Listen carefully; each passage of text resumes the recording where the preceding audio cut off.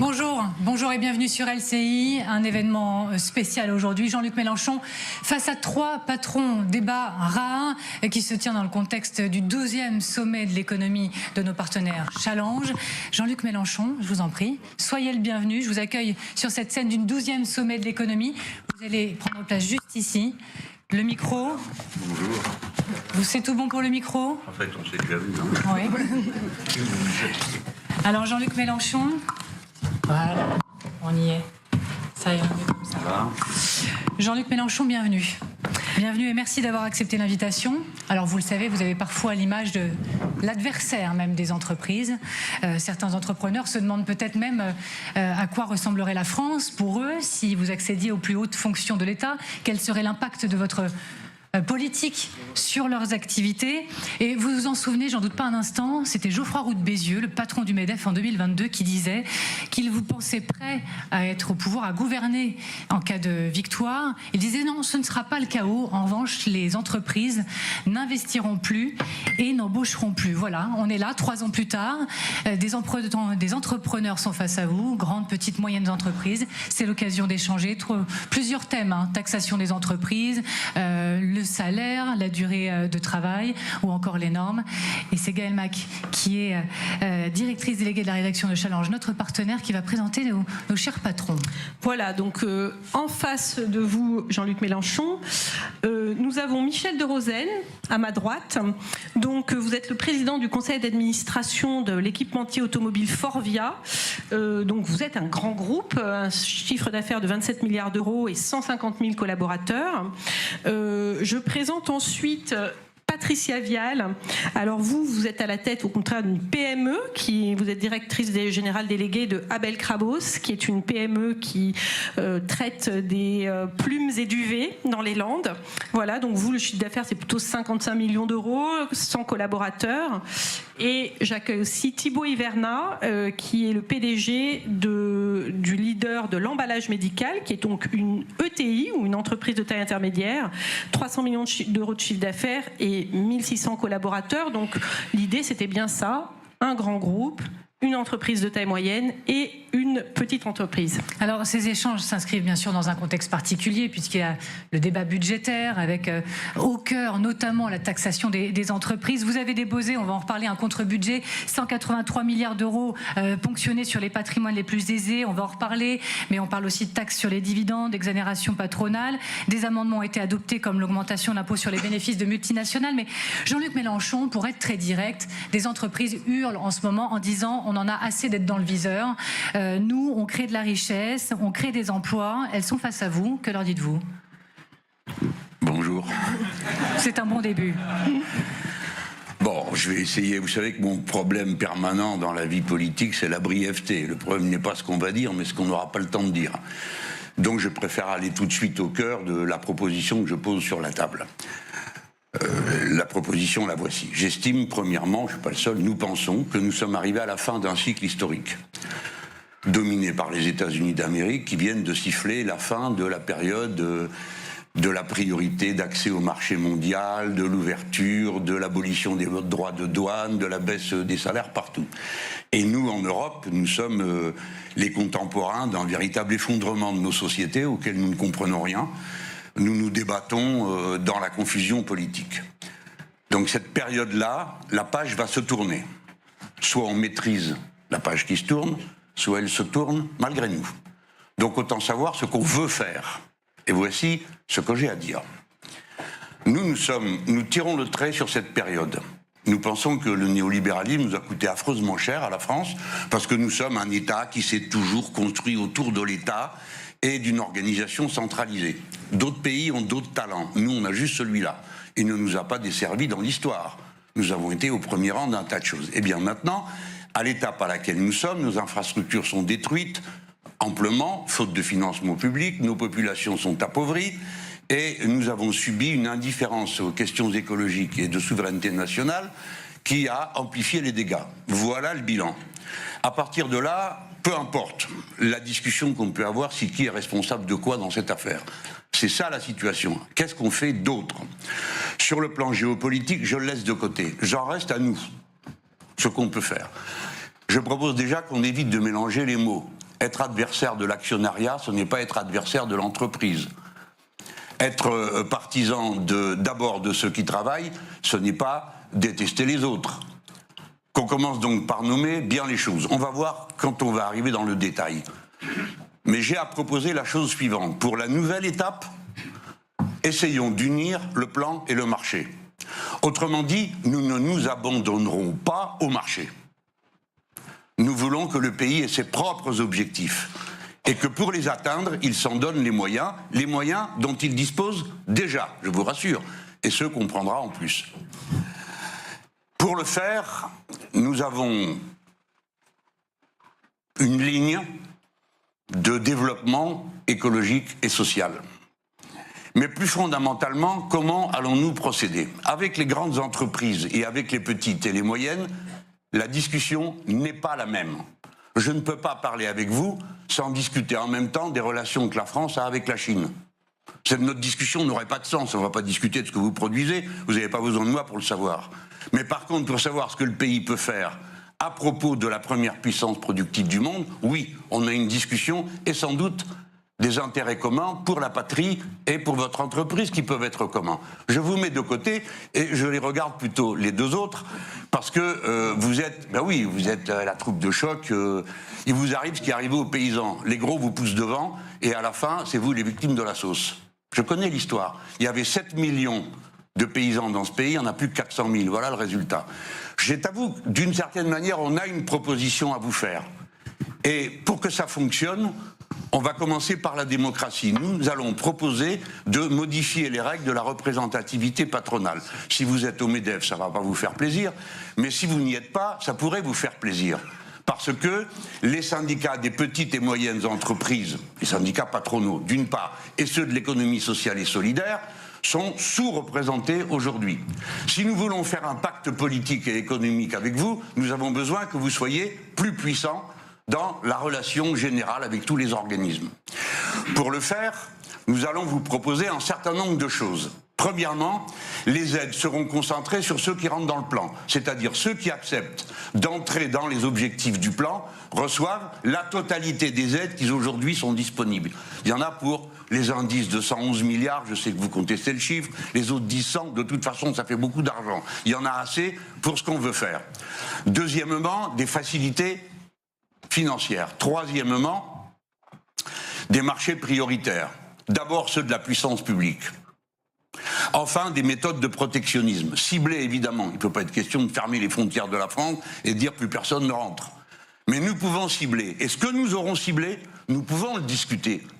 C'est pourquoi nous parlons de protectionnisme solidaire. Voilà donc le plan, un accord, des moyens pour tenir l'accord, de votre côté et du nôtre. Ceux qui rentrent dans le plan reçoivent tout, ceux qui ne veulent pas, ils font l'entreprise privée traditionnelle, ils font ce qu'ils veulent. Mais la période du néolibéralisme où tout le monde vient pour promettre des diminutions d'impôts, des diminutions de cotisations, et à la fin on ne sait pas qui va payer la santé et le reste, ça c'est fini. En tout cas, nous on y mettrait un terme. Alors voilà, les bases là, elles sont clairement posées pour le débat. On va prendre les choses les unes après les autres. La taxation des entreprises. On est dans le débat du moment, le budget. Concrètement, dans votre contre-budget de la France Insoumise, il y avait en gros 183 milliards de taxes et impôts supplémentaires qui allaient reposer sur les entreprises et aussi sur les très aisés qui sont quand même souvent des entrepreneurs ou des propriétaires d'entreprises. Donc les patrons de leur côté se plaignent d'être déjà surtaxés par rapport à leurs concurrents allemands, italiens, espagnols, par rapport à l'ensemble de leurs concurrents des grands pays d'Europe. Et vous leur dites non, c'est pas assez, on va vous taxer de 180 milliards d'euros de plus. Donc je ne sais pas, peut-être Michel de Rosen, qu'est-ce que vous voulez dire sur ce point de la taxation des entreprises sur lequel effectivement les organisations patronales se sont montrées très vocales ces derniers temps, notamment via une lettre à l'Ocornu. On vous laisse échanger. Alors d'abord, bonjour Monsieur Mélenchon. Bonjour. en prévision de ce débat, j'ai lu 8 de vos livres. J'en ai écrit 23, il y a encore du temps. Hein. D'accord. Et vous m'avez dit en entrant que j'en ai raté d'autres.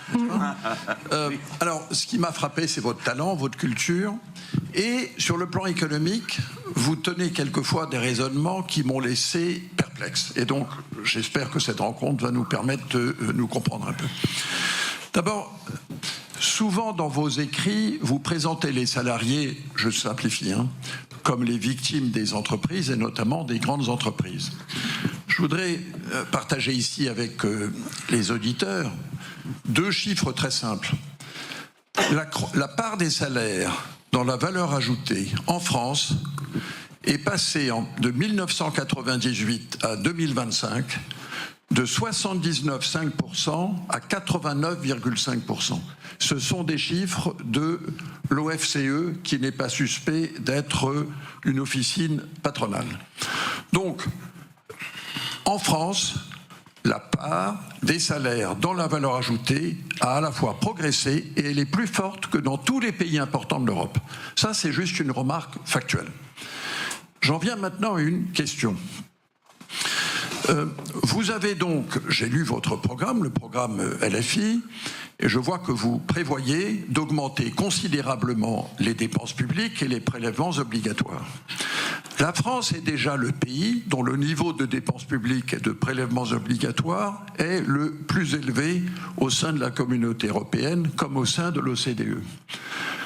Comment pouvez-vous croire qu'en augmentant encore plus les dépenses publiques, en augmentant encore plus les prélèvements obligatoires, les impôts, cela permettra d'augmenter la croissance en France et d'augmenter le pouvoir d'achat? Et pour comprendre votre réponse, je me suis demandé dans vos livres, quel pays vous inspire? C'est manifestement pas l'Allemagne, puisque dans le livre Le Hareng de Bismarck, vous tirez au bazooka sur l'Allemagne, vous ne leur donnez aucun crédit sur aucun... Bon. En revanche, il y a un pays qui semble attirer votre sympathie et votre estime, c'est le Venezuela. Mais le Venezuela, ces 15 dernières années, a connu une crise économique et sociale telle que 23% de sa population a quitté le pays pour aller ailleurs. Donc ma question est, pourquoi pensez-vous qu'il faille augmenter les dépenses et les impôts pour augmenter le pouvoir d'achat des Français? Et pourquoi vous référez au Venezuela? N'y a-t-il pas autour de la Terre un pays plus convaincant? Jean-Luc Mélenchon. Bon, je savoure la délicatesse du propos. Permettez-moi de vous dire que moi aussi je vous ai lu. Il vous en manque encore 14 à lire. Dont le dernier que je vous recommande, si c'est trop cher, c'est 10 ou 20 euros, volez-le. Mais ça permet de comprendre le fond de ma pensée. Alors, je suis un peu votre parallèle. J'ai lu votre livre sur l'égalité, j'ai lu celui que vous avez eu la mauvaise idée de signer avec M. Gattaz. Et... celui sur l'égalité est celui qui m'a le plus intéressé parce que j'ai découvert qu'on avait un pressentiment, une intuition commune, c'est que l'histoire est faite de dynamique qu'elle contient et qu'elle alimente. Vous pensez, et vous prenez des précautions oratoires, que l'inégalité est le meilleur moteur de l'histoire. Ça ne fait pas de vous une brute. Vous ne dites pas, il n'y a que l'inégalité qui vaille. Mais vous critiquez la passion de l'égalité dont je reconnais que je suis entièrement fait, comme quelque chose qui rend jaloux. J'ai pas trop aimé la psychologisation. Vous vous trompez, ça ne rend pas jaloux, ça rend soucieux, sourcilleux, chatouilleux de la dignité qu'on se reconnaît pour soi-même et aux autres. Alors je voulais juste rectifier ça, et j'en profite dans les rectifications pour vous dire que le Venezuela n'est pas mon modèle économique. Vous n'avez pas lu les derniers bouquins, ceux-là ils ont déjà au moins 10 ans. Mais non, si un pays force mon attention, c'est toujours celui qui va marcher devant pour la performance technique ou la performance écologique. Et je ne cache pas que dans le moment où nous sommes, à cette étape, puisqu'ils ont gagné la partie d'être la première puissance mondiale productive, c'est la façon avec laquelle les Chinois avancent qui me stupéfie, m'intéresse, car je n'ai aucun des préjugés racistes qui animent beaucoup de gens. Alors je viens à... Je propose de monter légèrement le micro. D'accord. Je viens, une fois qu'on a posé ça, pour au moins le rétablir, et j'espère que vous avez bien compris que je ne propose pas d'établir le régime politique de la Chine populaire ici. D'accord ? Ce point. Bon, parfait. Donc on regarde, on essaye de comprendre, comment ça marche. Alors après, je suis obligé de vous proposer qu'on utilise le même vocabulaire pour au moins être sûr de se comprendre. Voyez-vous, la formule prélèvement obligatoire ramener à bon les impôts, non. D'abord parce que prélèvement obligatoire est une expression fourre-tout. On met là-dedans des impôts, vous avez raison, des taxes, là, bien, vous avez raison, mais on y met des cotisations sociales. Si ce qui est payé par des cotisations sociales ne l'était pas, si on abandonnait tout au secteur privé de l'assurance, ça ne serait plus compté. Si c'est privé, ça ne compte pas. Si c'est une cotisation obligatoire, ça compte. Mais pas toujours. Par exemple, là, on abonne tout le monde à des mutuelles, mais ça ne compte pas dans les prélèvements obligatoires. Alors, tout ça n'est pas très sérieux, à mon avis. Non, mais globalement, c'est quand même exact que les sociétés françaises ont déjà un niveau de prélèvement élevé, que ce soit impôt de production, impôt sur les sociétés depuis 1 an puisqu'il a été remonté, et que dans votre programme, vous proposez encore une liste de nouvelles taxes et impôts. Je ne parle même pas des cotisations sociales. Moi, j'ai envie de vous demander, Thibault Hiverna, dans votre entreprise, qu'est-ce que ça ferait exactement? Je parle notamment parce que les ETI sont souvent des exportateurs et sont donc exposés à la concurrence internationale. Est-ce que lire ce programme vous poserait problème dans votre société? Bon, d'abord, bonjour et merci de votre invitation. Bonjour, Monsieur Mélenchon. Moi, vous savez, dans une ETI, dans une entreprise de taille intermédiaire moyenne, on est exposé aussi à la concurrence internationale. Et peut-être pour reprendre quelque chose que vous avez dit en introduction sur ce distinguo que vous faites entre les grands groupes et puis des sociétés plus petites, soit très petites, soit de taille moyenne, je ne crois pas que ce soit comme ça que fonctionne la vie économique réelle. C'est-à-dire que nous, on se sent davantage tiré par des grands groupes que écrasé par des grands groupes. Les grands groupes sont nos clients, les grands groupes on les suit dans les endroits où ils vont quand ils y vont parce qu'ils ont besoin de nous et ainsi de suite. Donc ce côté, vous avez dit vous êtes les victimes finalement des gros, nous ne le vivons pas comme cela. Donc ça c'est quelque chose que je voulais peut-être préciser.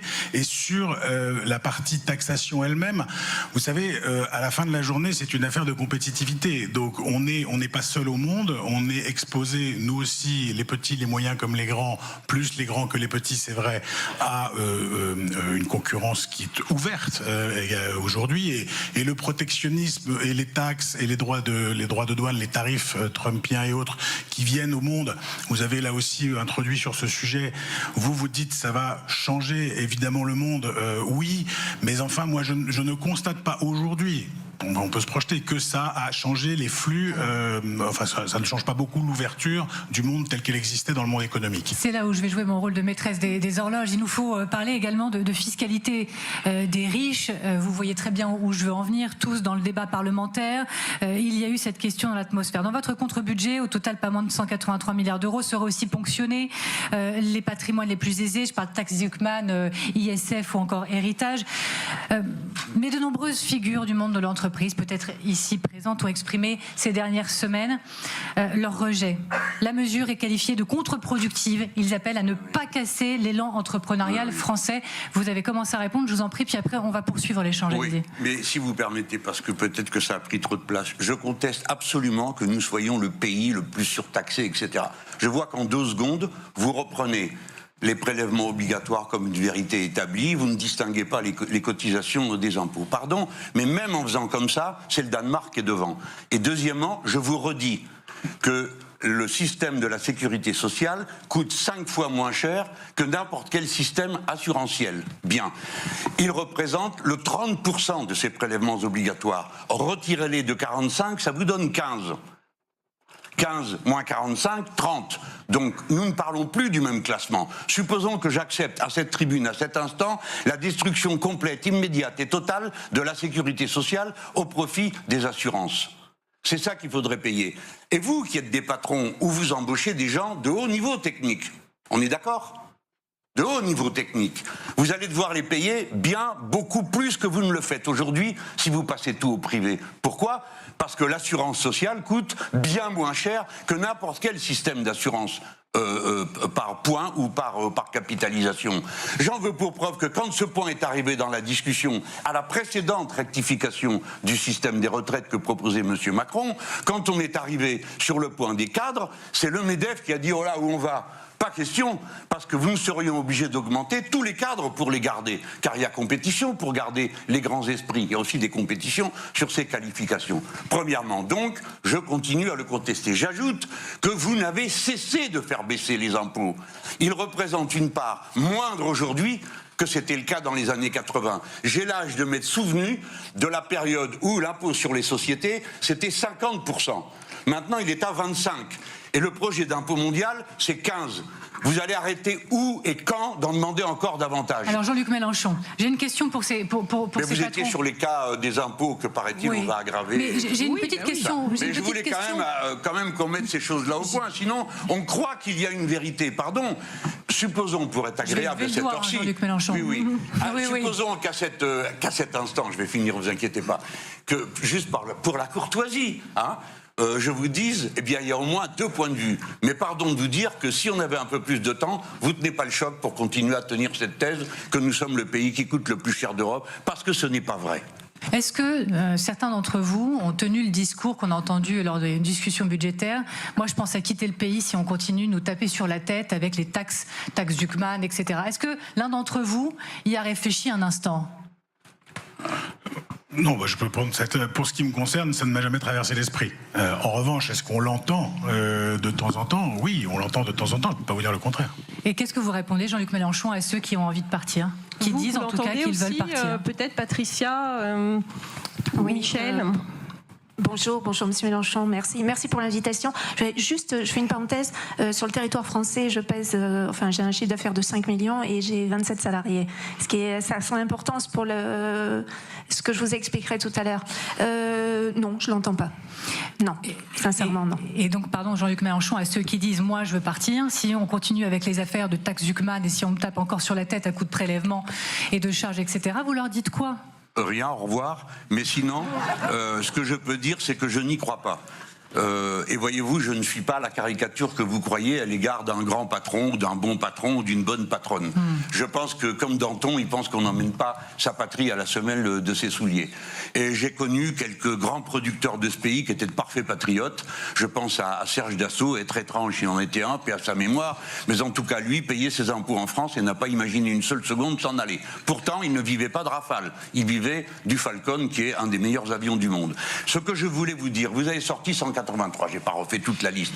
Mais qu'est-ce que vous avez à dire contre l'impôt sur les multinationales? Qu'est-ce que vous auriez à dire? Regardez, ArcelorMittal a pris 300 millions, n'a pas payé 1 euro d'impôt les 5 dernières années. Et maintenant, trouve encore le moyen de venir pleurer dans notre gilet pour en demander davantage et fiche des gens dehors. Vous n'aurez rien à dire contre, vous serez d'accord avec moi. Tout le monde doit payer l'impôt. Pour quelle raison McDo paierait presque rien? Pourquoi Total paierait presque rien? Voilà, eh bien cet impôt sur la multinationale sur lequel vous jetez des larmes, apparemment, puisque ça va coûter encore plus cher, ça rapporte 26 milliards. Les taxes sur les super profits, 20 milliards. Qu'est-ce que vous avez contre le fait qu'on taxe les super profits davantage que les autres profits? Il me reste un impôt et après c'est fini. Michel de Rosen. Bon, et la taxe Zuckman, c'est là une taxe sur le patrimoine, vous l'avez entendu, mais c'est une parmi bien d'autres. Alors, vous n'aurez pas la taxe Zuckman, mais les socialistes vous proposent de vous faire un emprunt forcé. Je vous laisse vous débrouiller avec vos amis. Bon, qui veut réagir? Allez-y, monsieur de Rosen. Moi, je voulais dire ceci. Mes grands-parents et parents étaient des immigrés, ils sont venus en France et j'ai aucune intention de quitter la France. Voilà. Mon amour de la France n'a rien à voir avec la fiscalité, ce qui ne m'empêche pas d'avoir sur la fiscalité des opinions.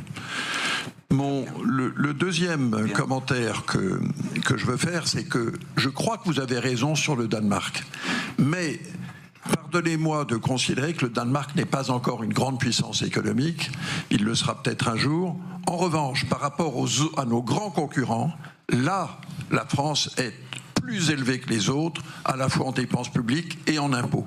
Et ce qui m'inquiète dans votre programme, quelle que soit l'éloquence avec laquelle vous le présentez, c'est que je pense que nous avons le même objectif, mais un désaccord sur les moyens. Le même objectif, c'est d'augmenter le pouvoir d'achat des Français et l'emploi en France. Je crois qu'on arrivera mieux en libérant les forces économiques et pas en les taxant plus.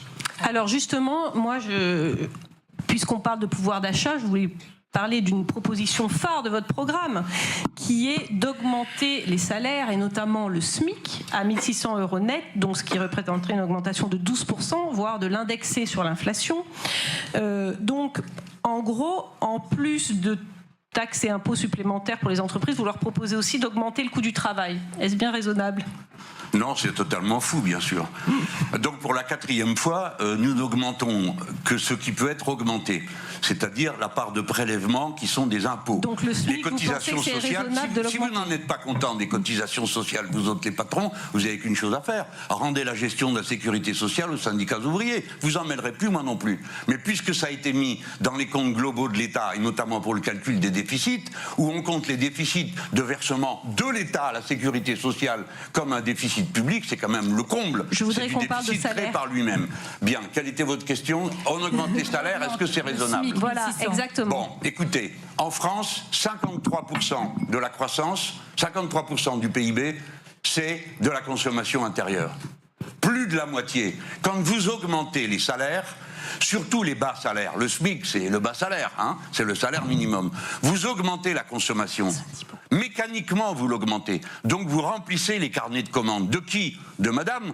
Parce que pour acheter des édredons en plume, qui est quand même un objet assez sophistiqué, ça n'a l'air de rien comme ça, mais c'est sophistiqué. Il faut avoir des sous.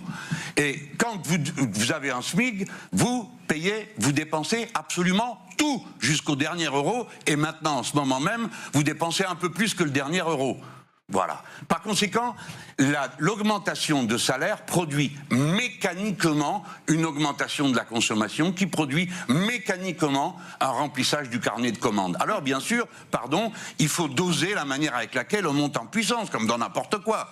Donc on fait, toc toc toc, c'est 14%, vous allez arrêter de pleurer pour 14%. Les Espagnols ont augmenté de 35% alors, et ils ont 3,8% de croissance annuelle. Vous connaissez les deux pays parfaitement. Le travail paye suffisamment dans notre pays aujourd'hui? Est-ce que vous estimez que oui, une hausse de la rémunération de nos salariés est nécessaire? Est-ce que ça peut passer par 1 600 € de SMIC pour commencer? Alors, si on passe à 1 600 € net, alors je vais faire une comparaison avec l'Espagne. Et d'ailleurs, je vous renvoie, M. Mélenchon, à la calculette du MEDEF, qui est un bel exercice. Actuellement, pour avoir un SMIC net à 1 600, il faut avoir un SMIC brut à 2 050 à peu près. En Espagne, avec la même somme, vous avez un salaire entre 1 700 et 1 850 €. Donc augmenter les salaires et passer à un SMIC à 1 600, grosse répercussion pour nous, répercussion de trésorerie, répercussion de coûts salariaux, répercussion sur notre trésorerie, répercussion aussi sur les autres salariés puisqu'il y a un écrasement de la grille des salaires avec une augmentation de masse salariale entre 10 et 25%. Donc tout ça c'est une réalité, c'est pour ça que tout à l'heure j'ai bien insisté en disant que j'étais une PME et c'est très compliqué pour nous PME de pouvoir envisager. Et je voudrais glisser sur une de vos mesures phares qui est sur l'intéressement. Alors l'intéressement, moi, comme beaucoup de patrons de PME, je fais mes entretiens de recrutement parce que je n'ai pas les moyens d'avoir des services comme d'autres grandes sociétés.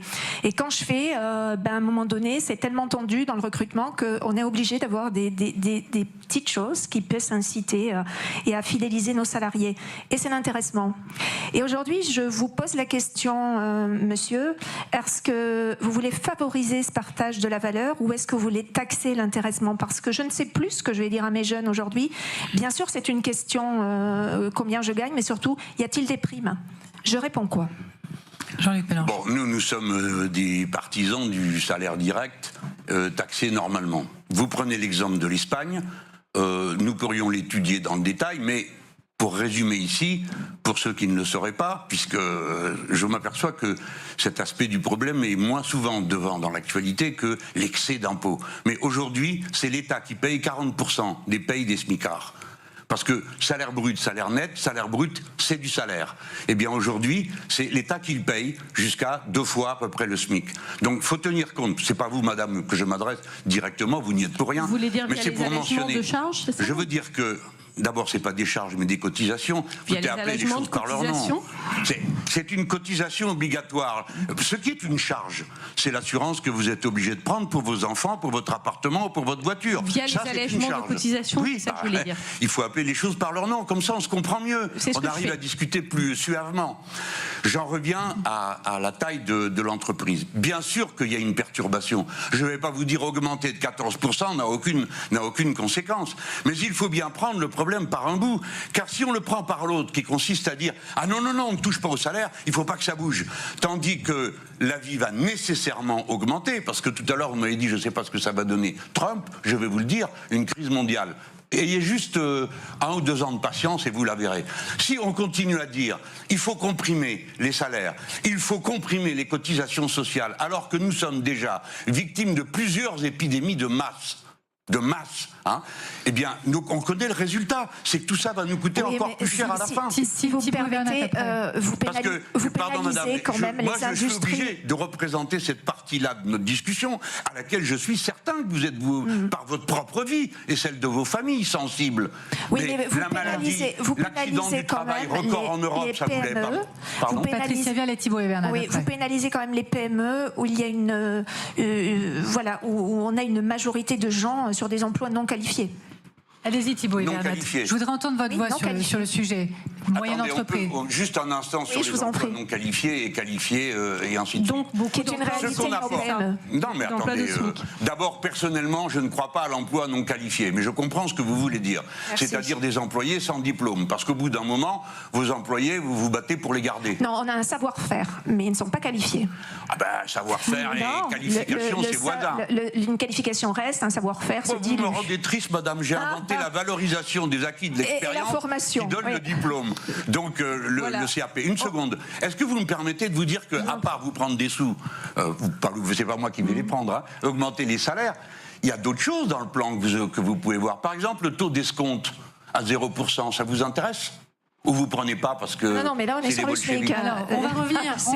Et puis vous savez, Jean-Luc Mélenchon, en quelques instants, on va revenir à votre main tendue aux plus petites entreprises. Ah oui, mais je voudrais, on n'est pas encore là. Exactement, maître des horloges, c'est moi. Thibault Hivernat, sur la question des hausses de salaire. Oui, il y a peut-être 2 choses. Enfin, vous expliquez que les cotisations sociales n'ont rien à voir avec les impôts, etc. Mais malgré tout, il faut se rendre compte de ce que ça veut dire. Enfin, moi, je suis d'accord avec le constat que vous faites que les salaires nets sont trop bas dans ce pays. Mais une des raisons pour lesquelles les salaires nets sont trop bas, c'est que je vais prendre volontairement quelqu'un qui est réputé bien payé. Prenons quelqu'un qui a 4 000 € de salaire brut par mois. On parle toujours en salaire brut dans ce pays. À moi, entreprise, ça me coûte 5 500 €. Et lui, il lui reste 2 500 une fois qu'on lui a retiré les cotisations dites salariales. C'est une vue de l'esprit de scinder les deux. Et puis son impôt sur le revenu et les autres taxes. Donc voilà quelqu'un dont la valeur de travail reconnue par son employeur est de 5 500 € par mois et à qui il va rester 2 500 chaque mois parce qu'on va prendre 3 000 avant même qu'il les ait vus. Est-ce que ça, c'est pas quelque chose qui mériterait d'être travaillé, en fait, encore une fois, à charge égale, cotisation égale, impôt égal. Mais aujourd'hui, les gens ne voient pas le fruit de la valeur de leur travail, du fait en partie de ce système. Ouais, c'est très concret. On voit vraiment pas le monde du même balcon. Le même employé qui vaut ce que vous dites qu'il vaut, et je l'admets, puisqu'en plus maintenant on a des conventions collectives qui permettent de situer le niveau des salaires. Ça c'est un atout français, ça n'existe qu'en France. Ailleurs, si vous n'êtes pas membre du syndicat qui a signé l'accord et que votre patron n'est pas membre du syndicat patronal qui a signé, l'accord il n'est pas pour vous. Mais je reviens à cette personne qui a gagné cet argent. Tant qu'elle est en bonne santé, tant que tout va bien pour elle, tout va bien. Comment on lui a pris 3 000 €? Mais le jour où, pour votre malheur, et nous sommes tous ici égaux sur ce plan, nous sommes des êtres humains semblables, hein, eh bien, quand vous tombez malade, alors là, oui, quel bonheur d'avoir la sécurité sociale. Parce que la sécurité sociale, c'est chacun donne selon ses moyens, mais reçoit selon ses besoins. C'est pourquoi pour nous, la sécurité sociale, c'est en quelque sorte l'image de la société à laquelle nous aspirons. Il y a du chemin pour y arriver. Mais c'est pourquoi je ne peux pas vous répondre mois par mois. Mais le mois où la personne est malade, là je peux vous répondre. Et combien j'en ai vu autour de moi, dont certains sont hélas partis, dire heureusement parce que moi je n'aurais pas pu me payer ça. Et j'ai vu dans les pays où ça n'existe pas. Vous dites à quelqu'un qui a 20 ans ou qui a 30 ans, eh ben tiens, tu vas payer sur les 5 000 une assurance privée de temps. Il va dire jamais de la vie. Ça, c'est dans le bouquin que vous avez signé avec un machin là. Il dit alors chacun choisira s'il va à la Sécu ou s'il va à l'assurance privée. À 20 ans, à 30 ans, vous vous croyez immortel, vous signez rien du tout, vous prenez le moins possible. Mais une fois que vous réfléchissez, moi j'ai vu, je vous en parle, c'est un témoignage, des gens, tu amènes quelqu'un à l'hôpital, dont tu sais qu'il a une probabilité de survivre, mais cette probabilité, c'est une probabilité seulement. Et puis la première semaine, tu as dépensé tout ce que tu avais en économie, parce qu'il n'y a pas de sécurité sociale. Et la deuxième semaine, tu vas emprunter. Et la troisième semaine, on te demande, on dit qu'est-ce qu'on fait ? On le sort et on le ramène chez vous ou on continue les soins? Voilà à quelle dialectique horrible la sécurité sociale nous permet d'échapper. Oui, mais il y a une question de curseur du coût en réalité. Michel de Rodin, puisque c'est vous qui Attendez, avez non mais je veux répondre. Il veut faire baisser les coûts. écrit le livre. Je veux juste te dire que si aujourd'hui on prend 3 000 € à cette personne pour lui dire on te le rendra quand tu seras malade, quand tu seras à la retraite, ce qui est le principe du pot commun et de la solidarité intergénération et en cas de maladie. Je partage complètement cette idée. En revanche, la bonne question est de dire ok, est-ce qu'on peut faire ça pour 2500 au lieu de 3000 pour que la personne, elle, touche tous les jours, parce que elle est contente d'être protégée quand elle va être malade ou à la retraite. Ce qu'elle voudrait aussi, c'est pouvoir bénéficier un peu des fruits de son travail chaque mois. Mais monsieur, attendez, il faut répondre à ces questions-là. D'abord, on peut faire baisser les prix des soins et des médicaments. Donc on ne laisse pas les boîtes françaises partir. Ce qu'on est en train de faire en ce moment pour les prothèses cervicales et compagnie. Primo. Secondo, on continue à produire les médicaments ici et on met une règle sur les prix. On ne les laisse pas partir comme on l'a fait récemment encore avec le Doliprane et compagnie. Et puis, pour le troisième élément, c'est on lutte pour que ça coûte moins cher. Si la maladie coûtait moins cher, la cotisation coûterait moins cher.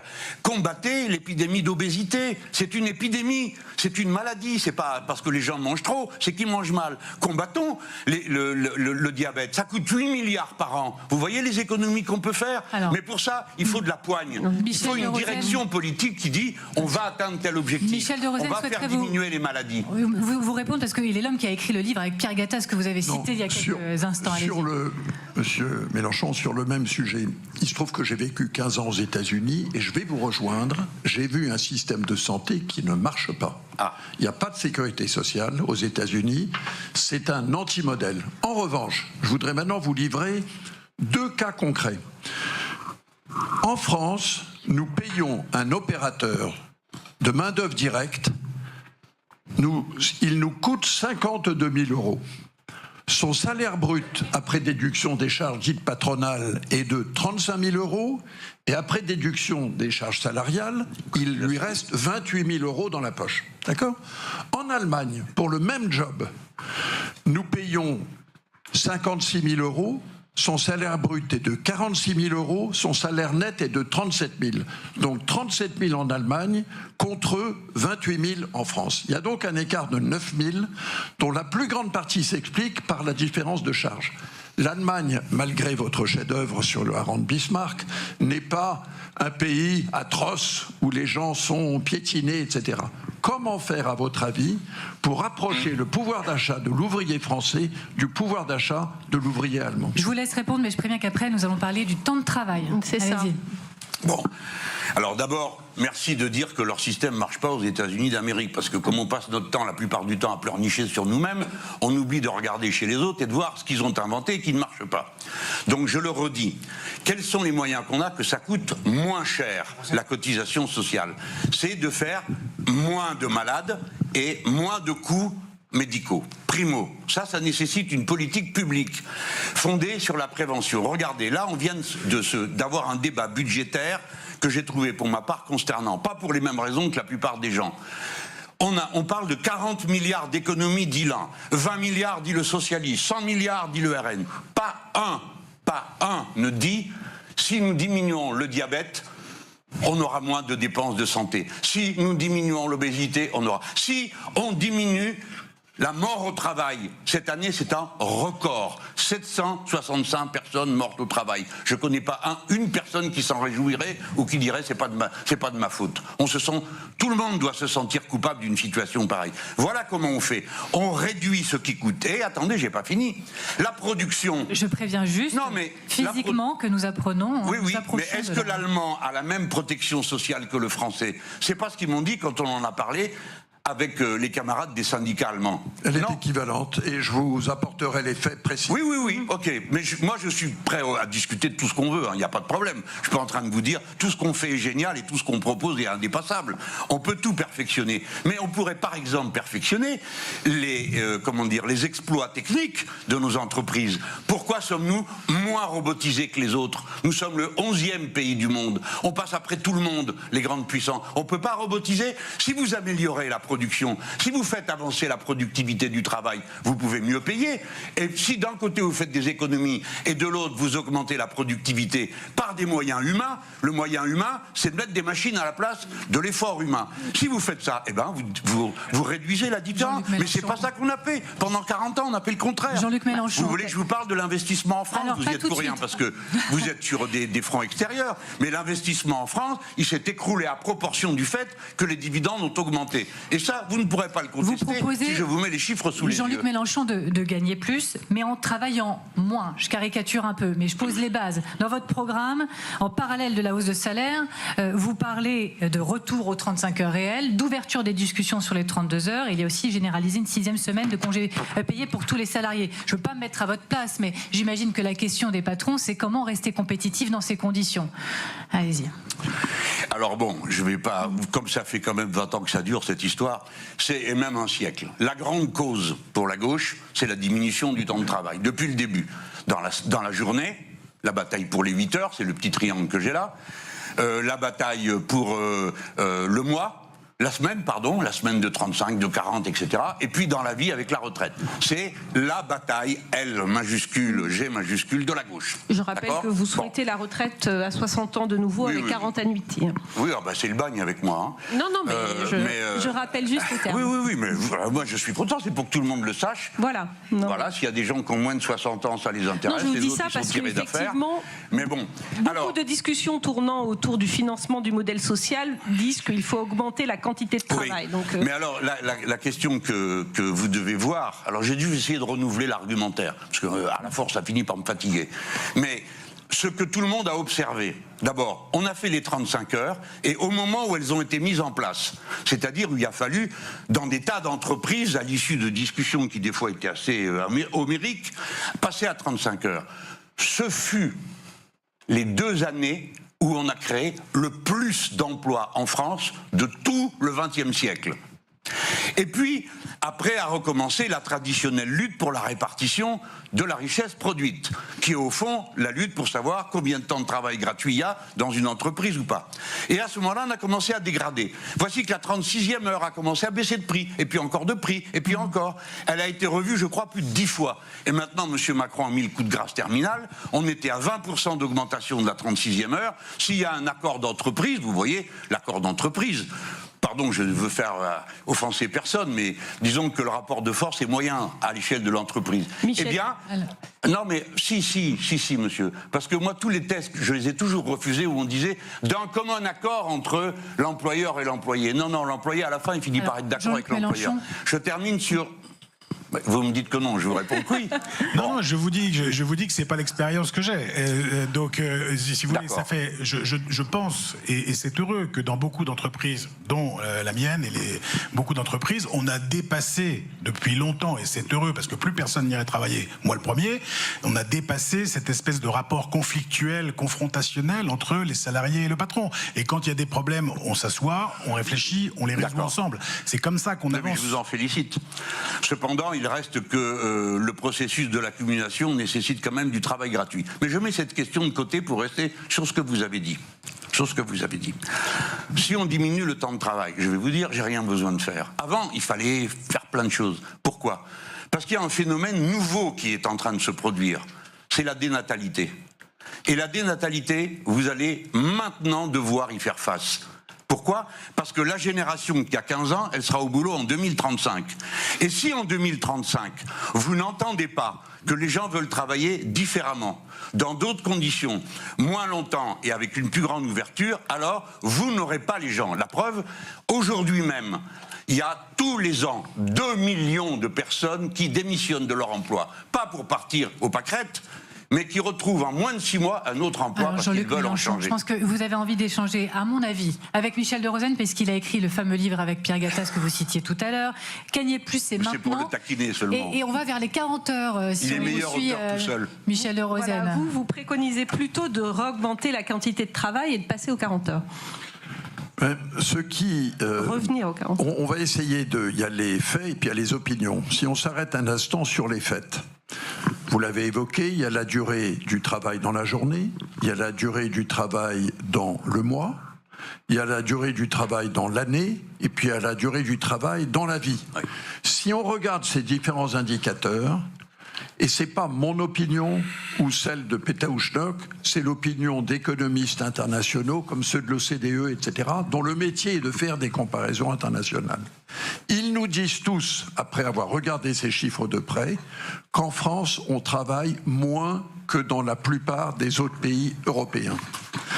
Alors, je veux bien qu'on soit plus malin que les autres, qu'on soit comme Astérix et qu'on se débrouille, etc., etc.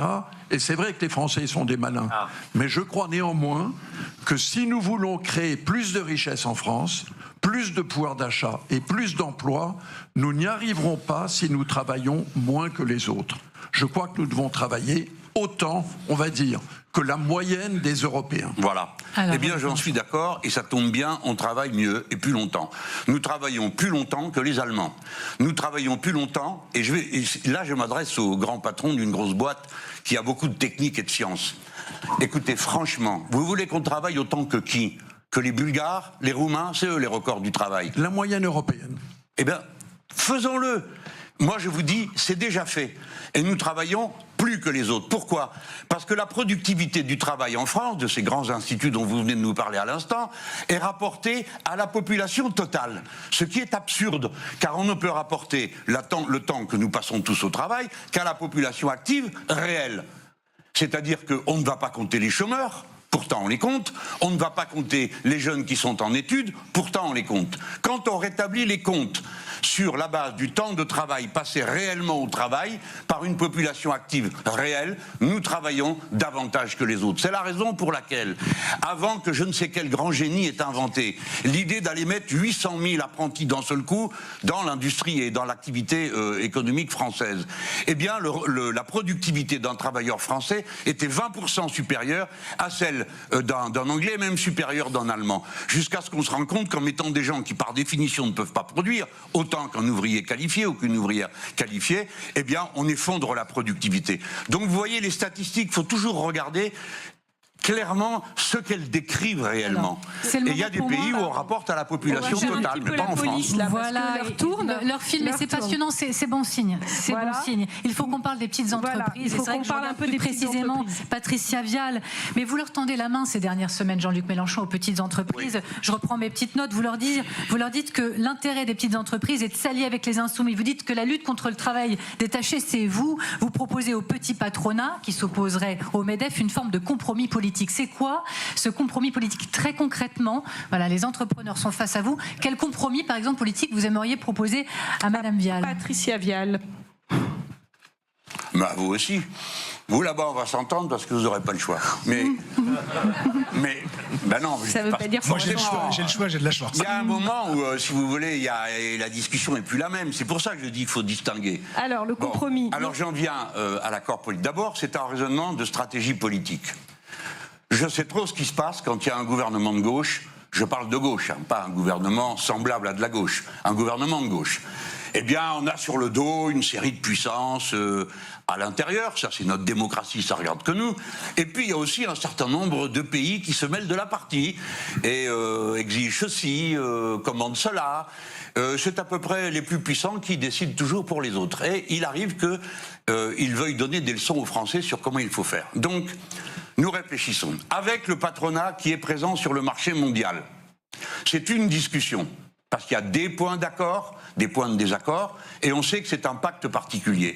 Mais si nous voulons réussir dans notre pays, nous, gouvernement de la gauche radicale, nous avons besoin de nous entendre avec ceux qui maillent le terrain aujourd'hui. Et ce sont les petites et moyennes entreprises. Alors, que leur proposez-vous? Il faudrait donc... Alors, premièrement, je veux changer les règles de la représentativité. Vous savez pourquoi ? Parce que c'est pas au vieux singe qu'on apprend à faire la grimace. Vous nous l'avez dit, oui. Voilà, alors je le redis.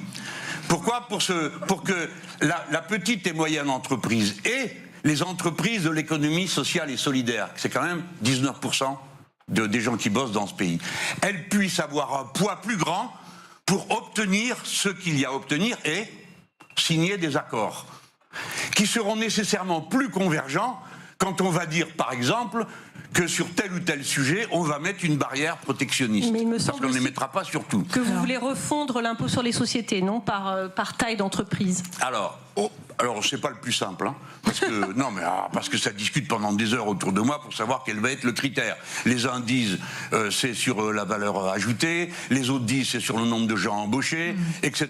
Alors après on se tourne vers eux, y compris les petits patrons. Hein. D'accord. Et alors ils nous disent ah là là, la contribution sur la valeur ajoutée des entreprises, pas question, ça coûte trop cher. Je leur dis très bien, on va rétablir l'ancienne taxe professionnelle, ça vous irait, on comptera dedans les mètres carrés, les chiottes, et bon. Alors non, pas ça. Alors faut savoir. Mais j'aimerais savoir maintenant si Patricia Bell, vous la prenez cette main tendue. Voilà, écoutez, je fais que dire des choses concrètes. Hein. Laissez-moi au moins vous dire ce que je vous propose. Voilà. Mais oui, on va continuer, mais à ce stade, petit point d'étape.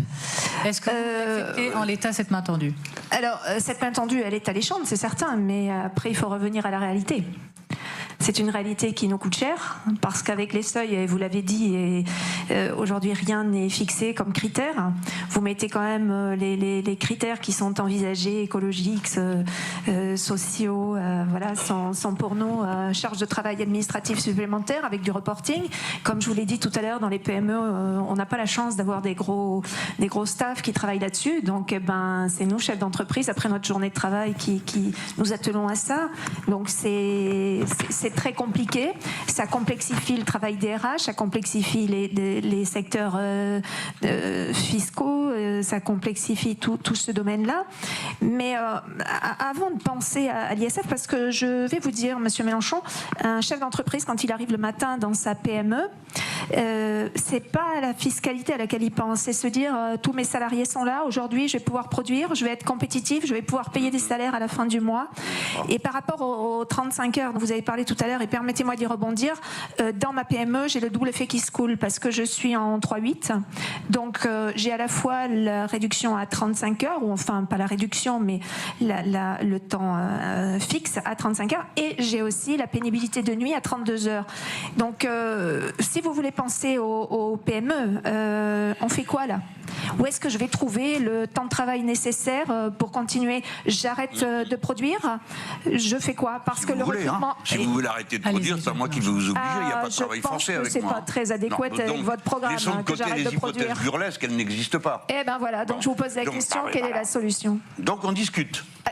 Oui, c'est non mais attendez, moi je vous dis pas que je suis le génie qui va vous expliquer comment on fabrique des édredons avec des plumes de la meilleure manière, dans le temps record, et ainsi de suite. Je prétends pas ça. Je dis juste on peut organiser cette affaire-là, et je peux d'ores et déjà vous dire... Oui, mais consultez-nous. Mais c'est ce que je viens de vous dire, qu'on change les règles de représentativité. Consultez-nous pour savoir ce qu'on peut faire. Si vous connaissez un peu le MEDEF... Vous savez, nos salariés sont contents de faire des heures sup et de faire des heures de nuit parce qu'ils sont mieux rémunérés et que ça leur permet de mieux vivre aussi. Le dialogue social dans les entreprises, il est vraiment, et je rebondis ce qui a été dit, il est vraiment omniprésent et il est phénoménalement important pour nous. Mais je le crois, d'autant qu'il est obligatoire. Par conséquent, il faut bien que... la négociation annuelle sur les salaires, la négociation annuelle sur les... Non, il y a des seuils aussi, et il y a dialogue social obligatoire et dialogue social humain. Oui, encore heureux. Et Michel de Rosen prendra la parole. Mais je ne viens pas pour polémiquer avec vous, c'est pas mon sujet, vous n'êtes pas mon adversaire. Je viens chercher des réponses. Alors, il faut que je puisse quand même vous dire, voilà ce que je pose sur la table déjà, ça commence. Alors, après vous avoir dit, comme je ne répondrai pas à tout, eh bien, le reste, on le discute. Mais... déjà, je commence par vous dire quelque chose. Alors, vous êtes un peu MEDEF sur les bords, vous, parce que ça vous a pas fait tilter. La question, oui, il n'y a pas de souci, mais aujourd'hui, je suis chef d'entreprise. D'accord. Voilà. Oui, mais disons que c'est comme moi, je suis un insoumis, ça s'entend aussi. Bon, donc il y a un moment où on a nos propres accointances. Je vous l'ai dit, comme MEDEF, je défendais la mixité économique. Bon, très bien. Et vous félicite parce que rien que si vous arriviez à obtenir du MEDEF qui fasse des enquêtes internes pour que les femmes soient payées comme les hommes, ça me pète la retraite à 60 ans. Alors donc, j'aime mieux vous dire que s'il y a quelqu'un qui est intéressé à l'égalité salariale, c'est bien les gens qui proposent la retraite à 60 ans. Mais regardez, j'arrive et je vous dis, moi, je n'ai pas peur. Je vais dire en Europe, Maintenant, votre marché de l'électricité, c'est de la folie en barre. Ça tient pas debout. Qu'à la fin, on paye le prix de l'électricité de l'usine la plus pourrie qui en produit au gaz. Nous, les Français, nous allons nous référer à notre prix intérieur. Pourquoi on ne le fait pas? Les Portugais l'ont fait, les Espagnols l'ont fait, mais pas les Allemands. Et tout d'un coup, voilà que les Allemands le font. Alors là, tout d'un coup, tout le monde se réveille. Ah ben si les Allemands le font, alors pourquoi pas nous? Donc, nous ramènerons sur le prix de l'électricité, je permets de vous dire qu'en Espagne, les entreprises sont taxées sur l'électricité pour compenser. Oui, écoute, je ne connais pas le... Ah ben, je vous le dis. Oui, mais attendez, j'en ai pour 10 minutes, vous me laissez... Je m'en vais, je reviens, je vous répondrai pour l'Espagne. Ce sera mais non. Je vous parle de la France. Ça sera ailleurs. Je vous dis, ils ont décidé de sortir du marché électricité européen. Nous avions 2 points d'appui pour le faire, on ne l'a pas fait. Et maintenant, vous pouvez tous sourire. Mais s'il s'applique la décision qui a été prise qu'au mois de janvier prochain, il n'y a plus de tarifs réglementés pour les petites entreprises, vous allez tous fermer. Et pas à cause de moi et de ma retraite à 60 ans, mais à cause d'un tarif absurde. Oui. J'ai pris l'énergie. Il y a d'autres choses. Bon, vous produisez, mais il y a aussi d'autres petites entreprises. Le fait d'encadrer les loyers des locaux qu'on loue, rien que ça. Ça peut multiplier par 2 des fois le bénéfice qui est ramassé par l'entreprise. Le dégrèvement des investissements. Les investissements que vous faites. Moi, je propose de répartir, que l'impôt frappe de 2 manières.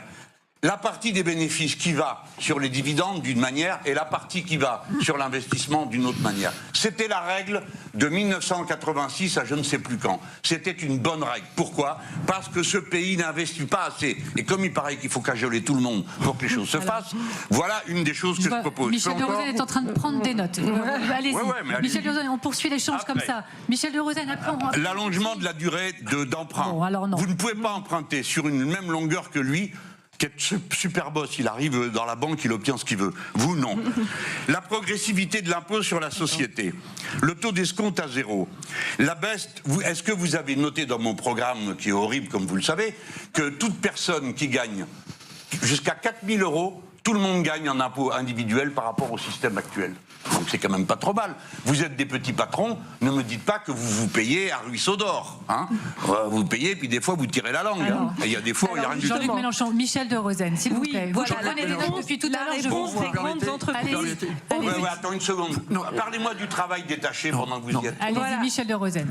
Non, vous ne pouvez pas faire et les questions et les réponses. Je suis parfaitement capable de faire les deux. Hein. Allez. Je tiens à vous rassurer.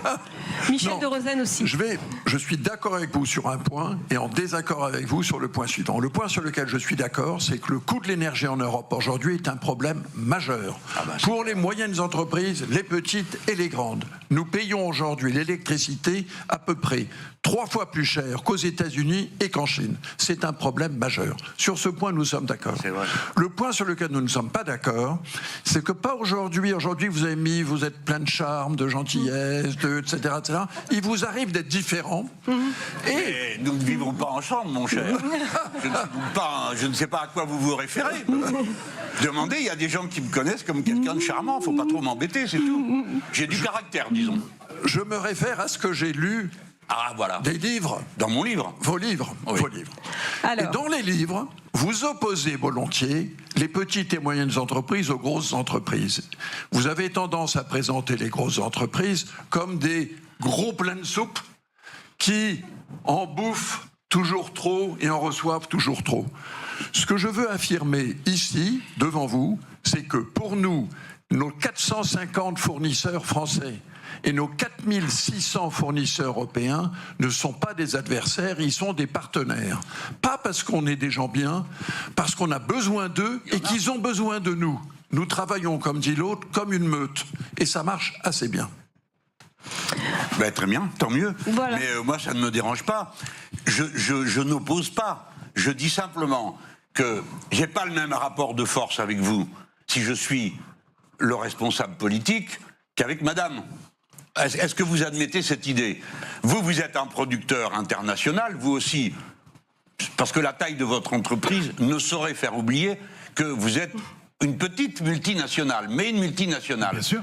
Américaine, chinoise et française. Bien bravo, soit dit par parenthèse. Vous produisez du matériel médical. Merci. Pourquoi j'ai dit bravo? Pardon, j'en profite parce qu'il faut quand même que je dise ce que j'ai à dire. Il y a une frontière sur laquelle mon projet politique, il propose de dire... il y a cet accord qu'on doit faire. Pourquoi avec eux? Parce qu'ils sont là et qu'ils ne peuvent pas s'en aller, ils sont comme nous. Les travailleurs ne peuvent pas s'en aller, et eux non plus. Vous n'allez pas faire vos courses à Hong Kong, vous n'allez pas faire votre restaurant à Miami. Donc nous sommes là. Donc on peut avoir un accord parce qu'on a un besoin vital, et nous savons que vous êtes toujours au bord. Vous pourriez basculer. Un accident quelconque et vous basculez. Voilà pourquoi on a intérêt à s'entendre. Et pour qu'on s'entende, à part les mesures que j'ai dit là, comme par exemple, on n'a pas pu parler du travail détaché. Mais je le rajoute, je suis contre et nous ne le permettrons pas. Mais tout ça veut dire qu'on vous donne des moyens et on discute le reste. Vous allez me dire, monsieur Mélenchon, ceci, cela, ça coûte trop cher. Très bien, regardons. C'est pas le même rapport qu'avec le patron de la grande multinationale, où là, la politique et la géopolitique rentrent directement en compte. Si on a un président de la République française qui s'engueule avec toute la direction de la Chine ou des États-Unis d'Amérique, ça m'étonnerait que ça chauffe pas pour lui. Attention, on approche de la fin. 7h56, Voilà, on doit parler des normes également qui concernent vraiment profondément les entreprises. Exactement. Je voudrais quand même qu'on ait un tout petit peu de temps pour parler des normes, parce que justement, dans votre compromis pour les PME, ce sujet des normes, ça les affecte énormément, c'est un sujet majeur pour elles.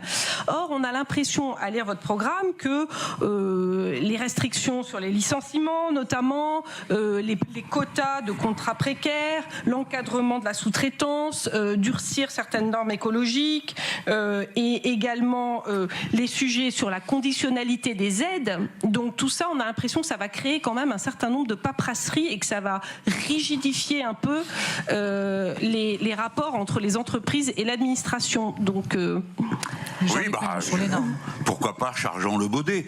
Mais je voudrais vous dire que la paperasse, elle n'a pas commencé avec les gens qui étaient pour la présence de l'État, pour le plan et le reste. Hein. Elle a commencé avec le néolibéralisme. À tout bout de champ, il faut répondre de ceci, répondre de cela. Demandez à un chercheur, à un enseignant, à un architecte, le temps qui passe à remplir de la paperasse. Je vous dis que votre programme n'a pas l'air d'aller vers la simplification. Oui, oui. Ben non, mais c'est sous ça, tout le monde le dit, la simplification. Mais moi, je fais partie des optimistes. Je pense, par exemple, que l'intelligence artificielle va nous permettre de simplifier radicalement un tas de tâches répétitives et de contrôle. D'autant que vous n'y échapperez pas. Ce n'est pas un gouvernement mutualiste ou collectiviste comme moi qui l'a inventé, mais toutes vos comptabilités vont être bientôt numérisées à l'intérieur d'un même système que l'État va vous proposer. Par conséquent, vous allez voir que la machine va pouvoir traiter toute seule ce que vous faisiez avant. Ce que je peux dire... Pardon, mais je veux dire, la norme, vous ne pouvez pas être contre les normes, les gens. Regardez, si vous êtes contre les normes, ça veut dire que chacun va aller au bout de sa propre logique. Si, pour cultiver et rapporter davantage, je dois mettre du pesticide partout, j'en mettrai parce que c'est la condition. Mais Jean-Luc Mélenchon, s'il y a une norme qui l'interdit, Jean-Luc Mélenchon, et attendez, je termine. Laissez-moi juste dire un mot. Parfois, sur c'est pas forcément le nombre de normes qui pose problème, mais c'est leur architecture, leur cohérence, leur adaptation au terrain. C'est parfois ce que disent les entrepreneurs. La norme, par définition, ne s'adapte pas au terrain. Si vous dites que vous n'en mettez pas de pesticides, c'est pour tout le monde, quel que soit le terrain. Mais permettez-moi de vous dire que la norme est un moyen qui nous permet de nous protéger collectivement et qui permet aussi de créer du protectionnisme. Parce que les clauses sanitaires... Écoutez, laissez-moi au moins sur un point concret. Vous passez votre temps à dire qu'il faut être concret. Je le suis. Mais oui, mais Thibault, Les clauses sanitaires nous permettent de mettre des barrières protectionnistes avec l'accord de l'OMC. Vous le savez. Si nous interdisons certains produits pour des raisons sanitaires, nous en avons le droit international. Vous voyez, comme je suis bienveillant avec le droit international, y compris quand il ne me plaît pas. Mais je l'ai dit, il faut un peu d'habileté pour mener les affaires publiques. Allez-y. Oui, et il faut aussi se remettre dans les chaussures du quotidien de ce qu'est une entreprise. C'est-à-dire que tous les matins, et je reprends ce qui a été dit avant, on a une liste de choses qui ne vont pas, le client qui n'est pas livré, le problème qualité, des absents dans les usines, que sais-je. Les normes, les contrôles administratifs et autres prennent déjà une partie considérable du temps des gens qui travaillent dans l'entreprise. Et beaucoup sont utiles, beaucoup sont indispensables. Je vous rejoins absolument. On est d'accord. Bon, sauf qu'en rajouter plus, c'est rajouter de l'inefficacité et du temps administratif supplémentaire. Et en réalité, juste sur ce sujet, si vous voulez, tous les matins, une entreprise, elle a une course de haies à mener. L'impression que peut donner la lecture de votre programme sur ce sujet, c'est que vous vous dites on va monter un peu la hauteur des haies. Bon, si on monte la hauteur des haies, il y a plus de gens qui tombent. Voilà. Non, j'en crois pas. Écoutez, je vous parle franchement, je ne le crois pas. Michel je pense que vous sauterez jusqu'au plafond s'il faut. Il y en a qui sauteront, il y en a qui vont les passer les haies. Vous ne pouvez pas, tout le sur monde. un a priori que vous ne pouvez pas fortifier par une seule considération concrète, dire que mon programme va conduire à ce qu'il y ait plus de normes et plus de chicaya, alors qu'il y en aura moins dans certains domaines et dans certains, il y en aura d'autres. Je vous ai dit il y a un instant, faisons confiance à l'intelligence humaine. L'intelligence artificielle, tout le monde peut mourir de peur sur pied, comme je vois qu'on y incite beaucoup de monde, ou bien se dire, il en sera de l'intelligence artificielle comme du reste. Tout dépend de l'usage qu'on en fait. Demain, votre intelligence artificielle vous permettra de vous débarrasser de centaines de ces tâches. De centaines de ces tâches. Moi, je n'ai pas idée de vous hyper contrôler. J'ai idée que le plan soit atteint, c'est-à-dire que les objectifs du plan, en termes de contenu de production, de quantité de production, de bien-être au travail, soient atteints. Donc j'ai aucun intérêt à vous persécuter. Je donne un exemple, par exemple la conditionnalité des aides. Donc ça va quand même rajouter une certaine paperasserie. Michel de Rosen. Ah bah Moi, quand même.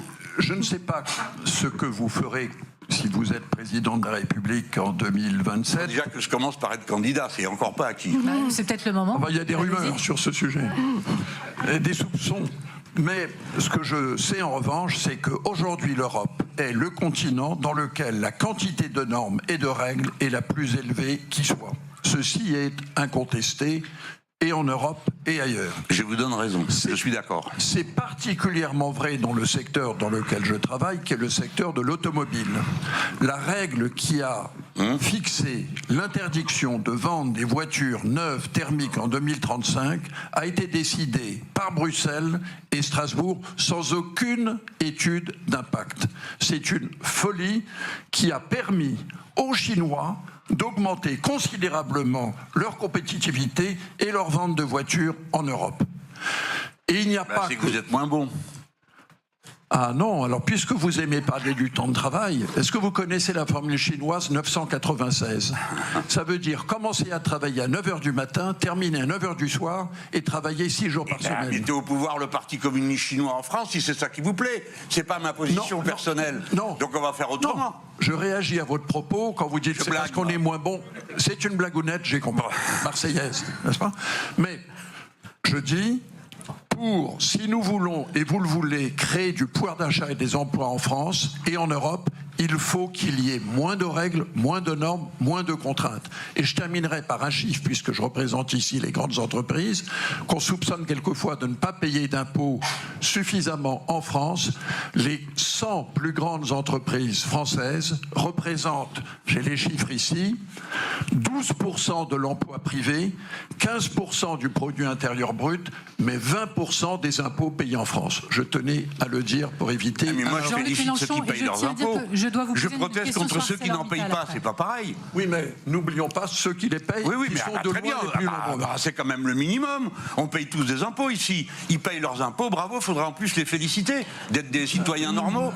Non, par contre, on a le droit d'aller demander à ceux qui n'en payent pas pourquoi ils n'en payent pas. Et pourquoi ils trouvent normal de ne pas en payer. Et pourquoi M. Mittal, dont on n'a pas besoin pour faire de l'acier en France, ramasse 300 millions d'aides de toutes sortes et finit par licencier des gens et de dire qu'il ne veut pas de la concurrence déloyale alors que c'est lui qui l'organise, la concurrence déloyale. J'en parle avec passion parce que j'en ai marre de voir mon pays dépouillé au nom d'une idéologie absurde du marché ouvert sur le monde, de chacun fait ce qu'il veut, le libre-échange généralisé, la concurrence libre et non faussée et toutes ces sottises. On arrive quasiment au terme de ce débat et je voudrais qu'on garde un tout petit peu de temps pour parler d'ArcelorMittal.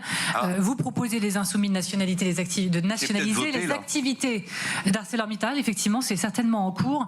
Il y a déjà eu une nationalisation par le passé. Et puis on en est revenu. À l'époque, l'État avait mis beaucoup d'argent. Ça n'avait pas amélioré la situation. Pourquoi ça ferait mieux aujourd'hui et en quoi l'État serait un meilleur capitaine que l'industrie ? Mais je vais vous le dire, c'est pas le sujet d'un meilleur capitaliste. La dernière fois, vous avez très bien résumé la situation. C'était une ruine. L'État est arrivé à nationaliser, à recapitaliser, réorganiser tout de fond en comble, et quand c'est redevenu juteux, on l'a privatisé, on l'a vendu à 3 boîtes. Et on nous a dit à tous, ne vous inquiétez de rien, l'affaire est sauvée, c'est le Airbus de l'industrie. Entre-temps, les règlements européens ont changé, et il est interdit de faire, en quelque sorte, de la subvention d'une entreprise, quelle qu'elle soit. Airbus, tel qu'il est aujourd'hui, ne pourrait pas exister avec les règlements actuels de l'Union européenne. Pourquoi? Parce que à l'époque, on a fait du préachat. On donnait de l'argent et on n'avait pas l'avion. D'accord? C'est interdit aujourd'hui. Donc, pour Arcelor, est passé de Usinor que c'était à une entreprise avec 3 boîtes européennes, l'Europe, notre doux rêve.